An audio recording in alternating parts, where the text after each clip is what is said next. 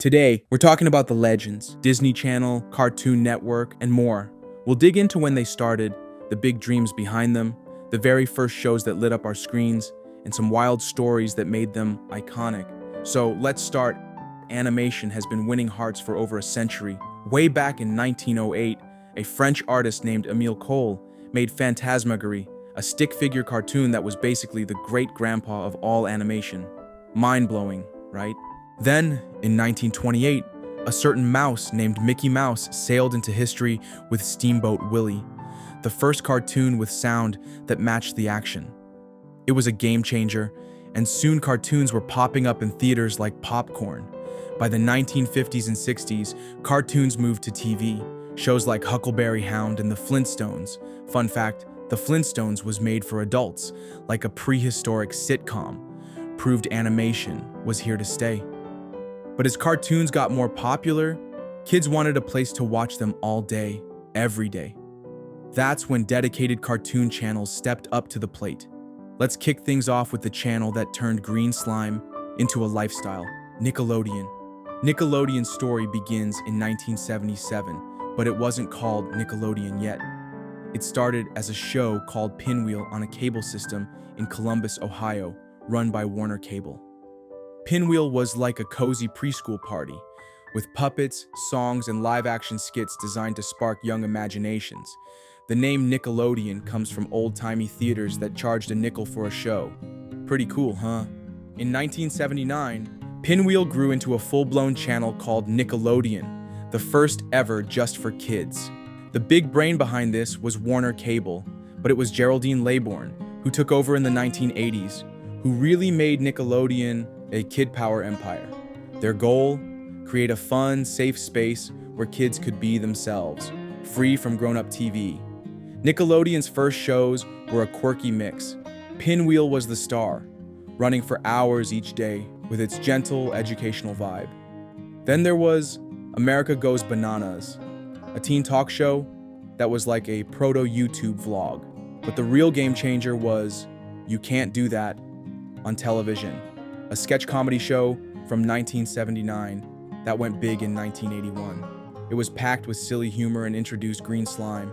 Yep, that iconic slime.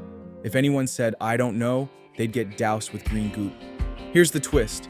Nickelodeon wasn't big on cartoons at first. They focused on live action until 1991, when they dropped the legendary Nicktoons, Doug, Rugrats, and the Ren and Stimpy show. Those shows changed everything, but we'll save that story for another day.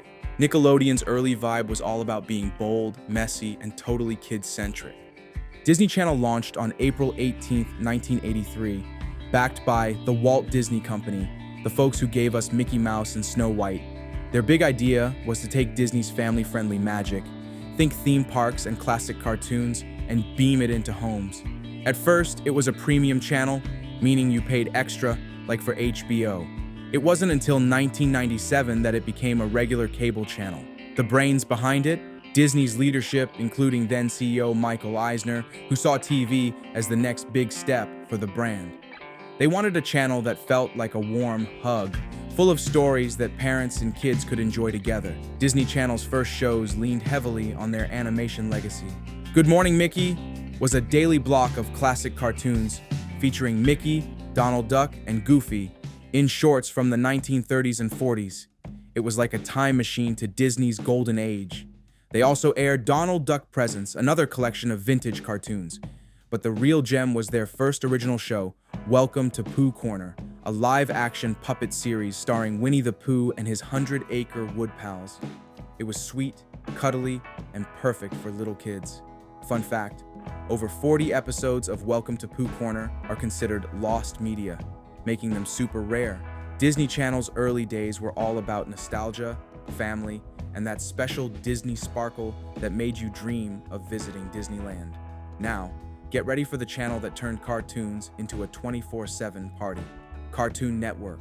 Cartoon Network hit the airwaves on October 1st, 1992, with a launch so epic, it felt like a cartoon explosion. The masterminds were Ted Turner, the media mogul behind CNN, and Betty Cohen, a visionary who believed animation deserved its own stage. Turner had just bought the Hanna-Barbera studio in 1991, giving him a massive library of cartoons like the Flintstones, Scooby-Doo, and Yogi Bear. He also had MGM classics like Tom and Jerry and pre-1986 Warner Bros. Cartoons like Looney Tunes. It was like owning the ultimate cartoon treasure chest. Their big gamble? Create the world's first channel that showed nothing but cartoons, all day, every day. At the time, people thought cartoons were just for Saturday mornings, but Cartoon Network proved them wrong. The channel launched with Tchaikovsky's 1812 Overture and a Bugs Bunny short called Rhapsody Rabbit from 1946. Talk about starting with a classic.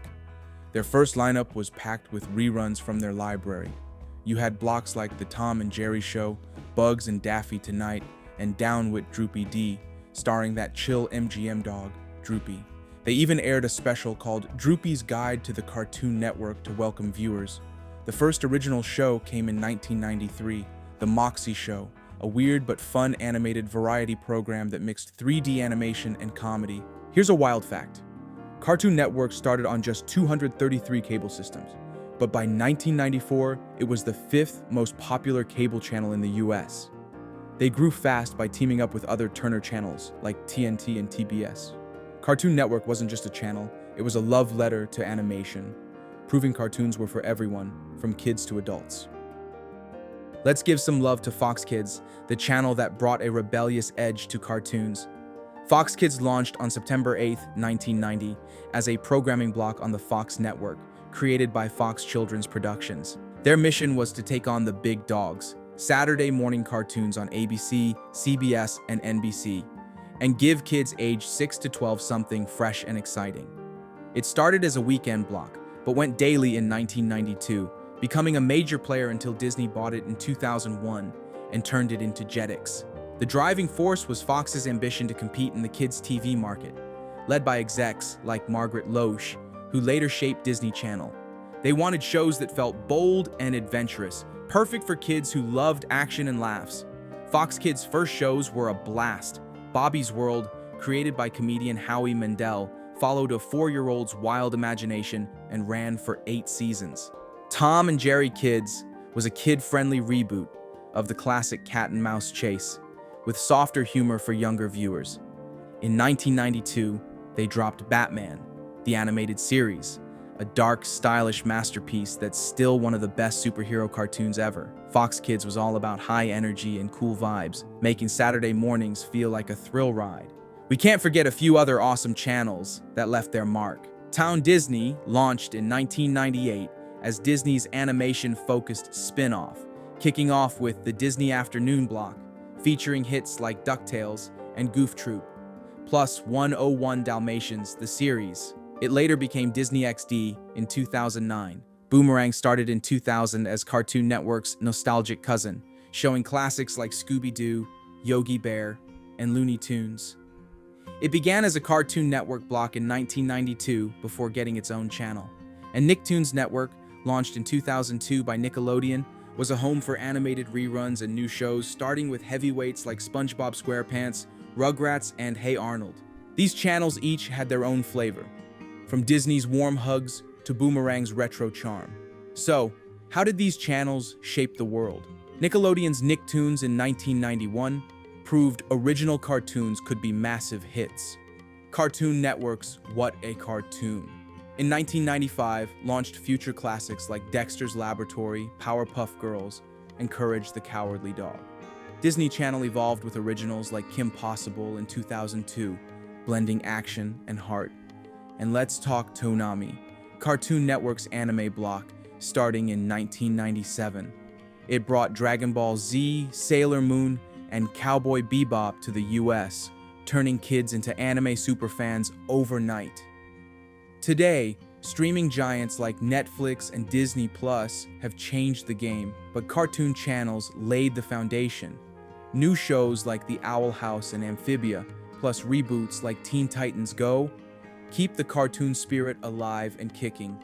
Whether you grew up with Nickelodeon's Slime, Disney's Magic, or Cartoon Network's non-stop cartoons, these channels were more than TV. They were our childhood best friends. I hope this trip down memory lane brought back all the feels. Subscribe for more nostalgic dives. and drop a comment. Which cartoon channel was your favorite growing up? Thanks for watching, and keep those cartoon vibes alive.